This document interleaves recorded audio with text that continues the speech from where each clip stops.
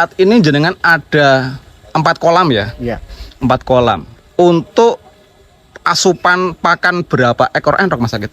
Pernah gagal 2 kali. Oke, gagal 2 kali. Iya. Karena apa itu? Berarti di dalam pembelian bibit apa yang harus dilakukan para teman-teman yang ada di luar sana sehingga dia tidak mengalami kegagalan seperti Mas Anggit yang dialami?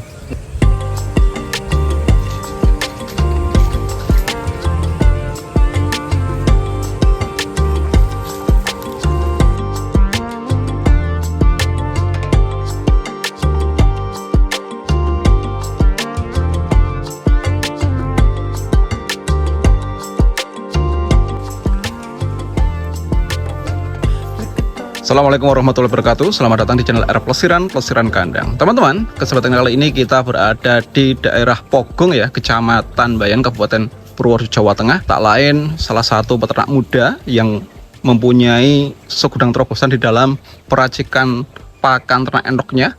Saat ini kita akan coba ngobrol dengan yang bersangkutan. Tak lain adalah Mas Anggit yang fokus ke enrok superan. Oke Mas Anggit, selamat sore. Selamat sore. Bagaimana kabarnya hari ini Mas? Alhamdulillah baik. Sehat ya Mas ya? Alhamdulillah. Oke Mas Anggit, kita berada di depan kandang Ya. enrok yang tak lain adalah Azola ya? Iya. Azola. Ini bisa diceritakan Mas Anggit. Di depan Mas Anggit ini saat ini ada 4 kolam Azola dengan perawatan yang seperti apa? Untuk perawatan yaitu yang pertama yaitu yang paling utama itu komposnya itu harus kompos kohe unggas atau kohe sapi maupun kohe kambing. Dan untuk pengalaman saya itu yang paling bagus itu kohe sapi. Oke. Yang paling bagus adalah kohe sapi. Oke Mas Anggit, saat ini jenengan ada 4 kolam ya? Iya. 4 kolam. Untuk asupan pakan berapa ekor enrok Mas Anggit? Kalau saat ini kurang lebih 45 ekor. 45 ekor terbagi menjadi remaja dan indukan? Iya. Atau hanya remaja aja? Itu ada indukan kurang lebih 17 ekor dan remaja kurang lebih 30-an ekor. Oke. Dari 4 kolam untuk mensuplai pakan 45 ekor enrok di kandang jenengan, ini keteteran atau tidak? Sangat keteteran ini Mas. Sangat keteteran ya? Iya. Berarti 4 kolam belum cukup sebenarnya? Belum cukup. Oke. Setiap hari Mas Anggit mengambil Azola ini berapa kilo sih Mas Anggit? Kurang lebih itu sehari itu yang kandang pembesaran itu 4 kilo, yang kandang indukan itu 2 kilo. Oke. Di dalam pengambilannya berarti kan 4 tambah 2, 6 ya? Iya, Tiap hari? tiap hari. Oke. Di dalam pengambilannya hanya terfokus satu kotak atau semua kotak dibagi rata ini? Jadi Diambil semua? kalau pagi ya itu 1 kolam, kalau sore 1 kolam. Jadi selalu muter tiap hari. Oke, berarti selalu muter tiap hari ya? Oke teman-teman, kita melihat ya, ini Azola. Bisa dikatakan pakan alternatif yang sangat tinggi proteinnya dan bisa dibudidaya dengan sangat gampang ya. Bagi yang sudah paham, bagi yang belum paham, ya mungkin kegagalan. Oke, terkait dengan kegagalan Mas Anggit. Mas Anggit kan ini sudah menggunakan Azola lama ya? Iya. Dulu pernah gagal atau tidak? Belum? Pernah gagal 2 kali. Oke, gagal 2 kali. Iya. Karena apa itu? Karena yang pertama itu komposnya itu saya beli bibit, langsung saya tebar dan kompos saya masukkan itu Azola langsung menguning dan selang beberapa hari mati. Oke, berarti di dalam pembelian bibit apa yang harus dilakukan para teman-teman yang ada di luar sana sehingga dia tidak mengalami kegagalan seperti Mas Anggit? Yang pertama itu harus siapkan kolamnya terlebih dahulu. Oke. Dengan ketinggian air itu 10 sampai 15 cm itu idealnya. Oke. Oke Mas Anggit, satu-satu. Yang pertama kita siapkan kolam dengan ketinggian berapa tadi? 10 sampai 15 cm. Oke, dari dasar kolam sampai permukaan air. Iya, sampai permukaan air. 10 sampai 15 cm ya. Iya. Oke. Habis itu Yang kedua itu masukkan komposnya atau kohe. oke, kompos ya. Ya, Bukan kohe segar ya. ya bukan kohe segar. Yang sudah dikompos ini ya. Ya, yang sudah lapuk lah. Oke, yang sudah lapuk. Habis itu Habis itu diamkan dulu kurang lebih 1 minggu. Oke, didiamkan selama 1 minggu. Iya, Setelah itu baru dimasukkan. baru dimasukkan bibit azulanya. Oke. Perawatan azula tiap hari apa yang dilakukan Mas Anggit nih? Setiap hari itu enggak setiap hari sih Mas, itu kurang lebih 1 minggu sekali itu azulanya itu dasar kolamnya itu diaduk-aduk biar komposnya itu terangkat ke permukaan air. Oke. Oke Mas Anggit, ini kan di tengah ada bagor ya Iya, atau karung ya? iya. Isinya apa itu? Ini kohe sapi Mas. Kohe sapi. Iya. Oke. Dan itu dimasukkan setelah azola umur berapa hari dari masuknya bibit azola? Ini kan jadi sebelum membeli bibit itu disiapkan dulu. Kalau kolam ukuran kurang lebih 2 kali 3 meter itu komposnya itu setengah karung.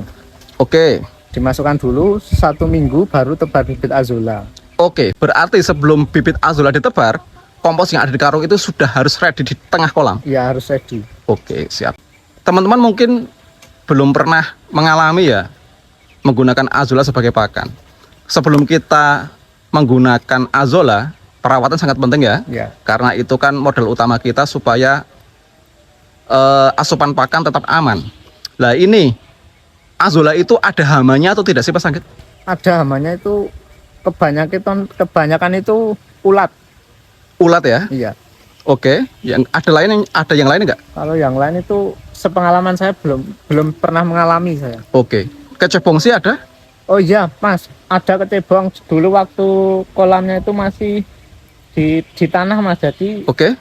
tidak tinggi seperti ini Mas. Oke, siap. Awalnya tidak tinggi seperti ini. Nah, awalnya kan cuma tanah digali Mas, jadi Oke. langsung dikasih plastik, terus tanggulnya itu langsung tanah. Oke.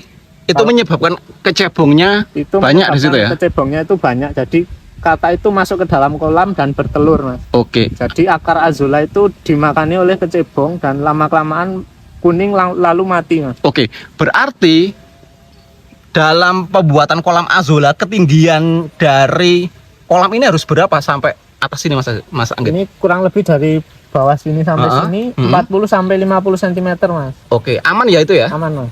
Oke. Dan katak tidak akan masuk ya? Tidak akan masuk. Oke, siap.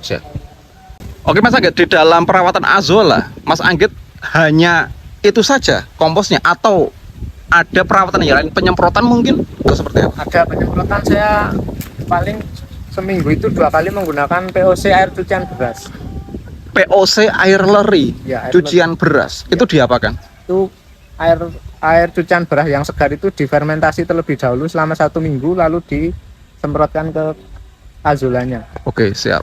Oke, berarti air leri itu difermentasi terlebih dahulu. Ya, difermentasi dulu. Oke, proses melakukan fermentasinya seperti apa?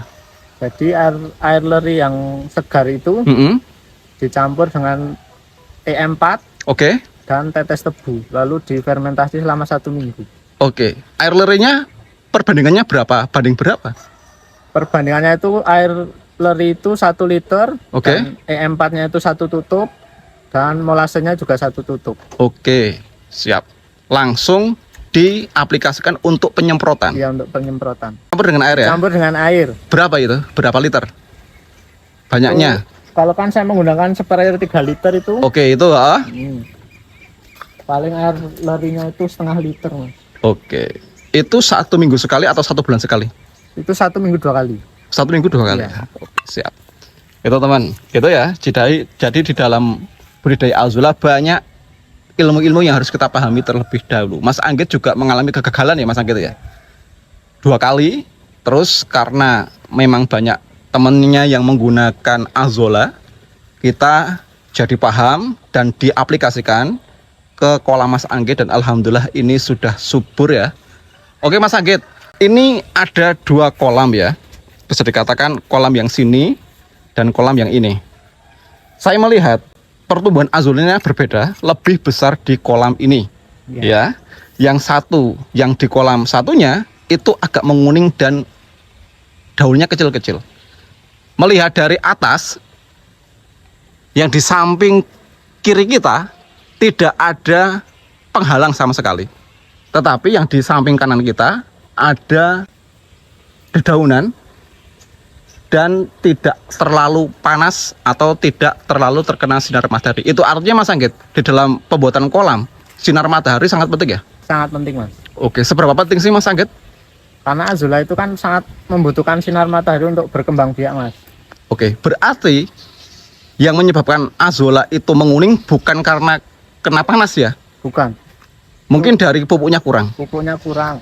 Oke, perawatannya kurang. Iya, perawatannya kurang. Oke, siap. Oke, gitu. Mas Anggit makasih ya Ya, atas sama-sama. waktunya. Nanti kita langsung pindah kandang nih ya untuk melihat racikan pakan dari jenengan. Ya, Bisa? bisa. Mas. Oke, teman-teman. Ini Mas Anggit fokus ke endek syukuran ya. Diberikan azolla. Ini tidak dikasih pur ya Mas Anggit ya? Enggak, sudah tidak dikasih, Mas. Wah ini usia berapa ini Mas? Yang besar itu Mhm. menetas sampai 3 video gitu, Mas. Oke, berarti sekitar 4 bulan lah ya. Oke, 4 bulan. Semoga ini menjadi inspirasi bagi teman-teman semua yang ingin budidaya azolla. Silahkan untuk disimak videonya sampai akhir durasi. Di situ ada trik dan cara perawatan maupun cara persiapan sehingga teman-teman nantinya tidak gagal di dalam membudidaya azolla sebagai pakan ternak entok kita. Semoga bermanfaat dan sampai jumpa di video selanjutnya hanya di channel R Plesiran Kandang.